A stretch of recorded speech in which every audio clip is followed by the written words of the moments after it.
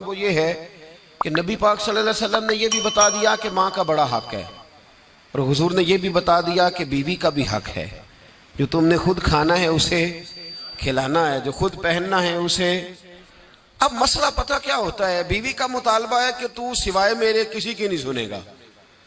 वो कहती है कि चूंकि मैं आई हूं सारा कुछ छोड़ के, अब सिवाय मेरे तो किसी और की नहीं सुनेगा। अम्मा कहती है कि चूंकि पैदा मैंने किया है, परवरिश मैंने की है, जवान मैंने किया, तो हुकूक मेरे ज्यादा है। ये हदीस अम्मा जरूर सुनाएगी अगर उसे याद होगी।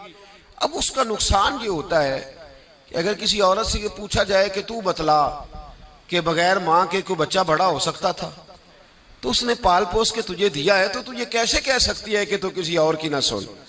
और अगर अम्मा से बंदा कहे कि तू खुद ही गई थी इसको देखने, तू ही इसको लाई है, अब किस तरह करके ये मुमकिन हो सकता है कि खातून खाना जो निकाह करके आई है, जिसके हुकूक का तायुन खुद नबी पाक सल्लल्लाहु अलैहि वसल्लम ने फरमाया, उसको हक ना दिया जाए। हमारे यहाँ नुकसान ये होता है, एक आदमी कहता है कि भाई मेरी सुनी जाए और मेरे अलावा किसी दूसरे की न सुनी जाए, बिल्कुल मेरी हद तक मामला रहे, आगे ना बढ़े।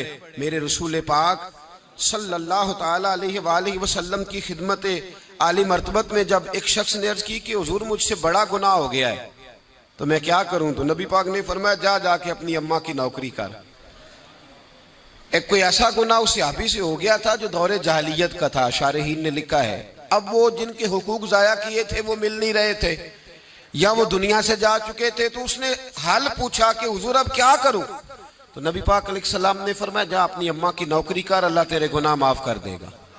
उस सहाबी ने फौरन कहा हुजूर मेरी तो अम्मा पर्दा कर गई, मेरी अम्मा तो विसाल कर गई।